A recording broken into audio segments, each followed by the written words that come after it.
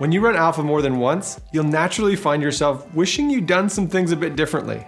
Our goal is to help you run the very best alpha possible. So we've surveyed hundreds of alpha leaders. Even dozens. That is also true. We've surveyed so many alpha leaders and we've narrowed down the 5 most common mistakes that people make, and we're gonna share them with you.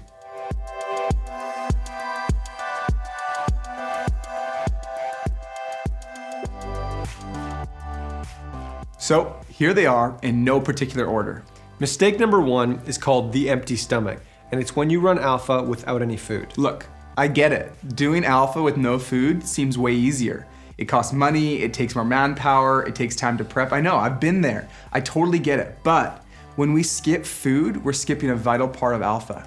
Every alpha will do food a bit differently, and that has a lot to do with where you're doing it, or what time you're doing it, or who you're doing it for. But no matter what your context, don't make the mistake of skipping food. For some guests, food will be part of the reason why they come out to alpha in the first place. And food sets the stage for the life-changing conversations that will follow. Mistake number 2.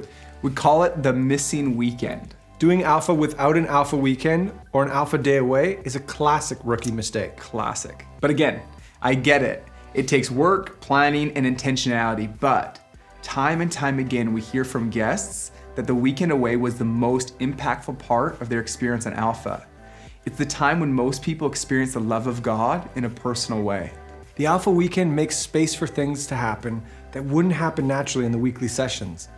The break from the day-to-day rhythms of life, the extra time together, and the emphasis on the Holy Spirit makes for a life-changing experience. I love the times of prayer on the weekend because I know that God consistently meets people in a profound way.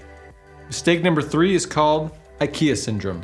You know that temptation, we all get it, when we bring home IKEA furniture, that dangerous thought, I think I'm gonna assemble this desk without instructions. I don't need those things. What? I don't. How hard could it be? Let's do it. Don't make this mistake when it comes to alpha. Bring your whole team through the 3 team training sessions. Alpha is at its best when the team is ready and prepared. Whether someone has led on alpha before or not, include the whole team in training. I've done alpha a number of times now, and each time I go through the team training sessions, I find myself learning something new every time and getting better at hosting small groups. Number 4. Every alpha session has food, a talk, and discussion. Along the way, there are some moments for worship and prayer, and all of this is meant to be done in a welcoming and fun atmosphere. The 4th tip addresses the welcoming and fun atmosphere part, and this mistake is called the styrofoam cup.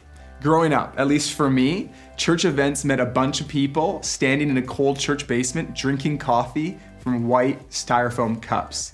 And this is not what first comes to mind, at least it shouldn't be, when I think of a welcoming environment. For a lot of guests, walking into alpha is a pretty intimidating experience. Everything from people welcoming them at the door, to the lighting, to the food, all of it can help shape the experience and set the stage for the talks and the discussion. It's so important to create an atmosphere that is as relaxed and welcoming as possible. Okay, the final mistake is probably the most important one for you to hear. Mistake number 5 is closed doors. Alpha is meant to be open to anyone. In fact, it's designed specifically for people who wouldn't typically go to church and those who wouldn't call themselves Christians. The conversation on alpha is at its best when there are diverse opinions in the group. Christians will enjoy being a part of alpha, but it works best if they're there being a part of the team helping, or they've come with a friend. Make no mistake, alpha is not first and foremost a small group Bible study curriculum or a discipleship environment. It's a tool for evangelization. So instead of running alpha for a handful of people who are already part of the church, open the doors wide and do whatever you can to make it a space that is welcoming for those that don't already have a personal relationship with Jesus. So that's our 5 most common mistakes. Now you might be thinking, Jay, Ben, why so negative? Highlighting all the problems, not giving us solutions. But don't worry. Later on, in the other training modules, we'll cover all the topics that we just highlighted. So take a moment right now to think about how you and your team will avoid making these common mistakes.